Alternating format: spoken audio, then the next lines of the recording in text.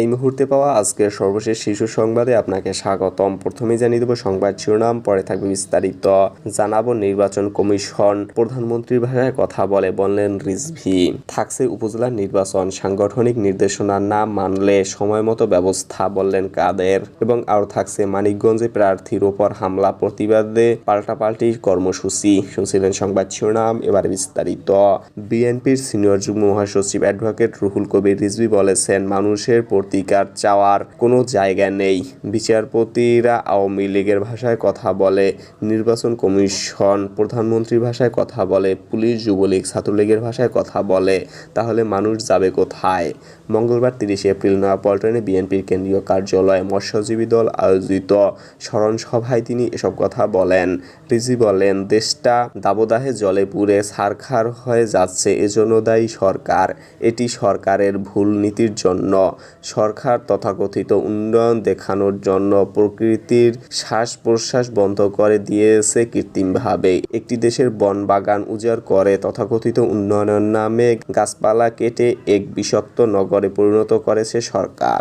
উপজেলা নির্বাচন নিয়ে আওয়ামী লীগের কার্যনির্বাহী কমিটির বৈঠকে কোনো আলোচনা হয়নি বলে জানিয়েছেন দলটির সাধারণ সম্পাদক ওবায়দুল কাদের। তিনি বলেন, তবে পরিস্থিতি গভীরভাবে পর্যবেক্ষণ করা হচ্ছে, সাংগঠনিক নির্দেশনা অমান্য করলে সময়মতো ব্যবস্থা নেওয়া হবে। মঙ্গলবার 30 এপ্রিল রাতে গণভবনে আওয়ামী লীগ কার্যনির্বাহী কমিটির সভা শেষে সাংবাদিকদের এসব কথা বলেন তিনি। ওবায়দুল কাদের বলেন, এবছর আওয়ামী লীগের প্রতিষ্ঠাবার্ষিকীর হীরক জয়ন্তী জাঁকজমকভাবে আয়োজনের সিদ্ধান্ত হয়েছে। এজন্য সম্পাদকদের বিস্তারিত কর্মসূচি গ্রহণ করতে বলা হয়েছে। এছাড়া 17 মে আওয়ামী লীগ সভাপতি শেখ হাসিনা স্বজনদের প্রত্যাবাসন দিবস, শেখ কামালের জন্মদিন, 15 আগস্ট জাতীয় শোক দিবস সহ বিভিন্ন দিবস পালন নিয়ে আলোচনা হয়েছে।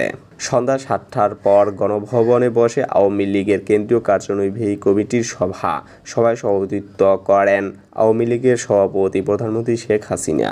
মানিকগঞ্জে শিবালয় উপজেলা চেয়ারম্যান প্রার্থী আব্দুর রহিম খানের ওপর প্রতিপক্ষের লোকজনের হামলা ও জড়িতদের শাস্তির দাবিতে তার অনুসারীরা বিক্ষোভ ও মানববন্ধন কর্মসূচি পালন করেছে। একই দিন একই স্থানে প্রতিপক্ষ চেয়ারম্যান প্রার্থী রেজাউল রহমান খান জানুর অনুসারীরাও মিথ্যা হামলার অভিযোগের প্রতিবাদে কর্মসূচি পালন করেছে। মঙ্গলবার সকালে উপজেলার টেপরা বাস স্ট্যান্ড এলাকায় ঢাকা আরিচা মহাসড়কে এ কর্মসূচি পালন করা হয়। আব্দুর রহিম জেলা আওয়ামী লীগের সভাপতি ও শিবাজয় উপজেলা পরিষদের সাবেক চেয়ারম্যান এবং রেজাউল রহমান উপজেলা আওয়ামী লীগের সভাপতি ও বর্তমান উপজেলা পরিষদের চেয়ারম্যান।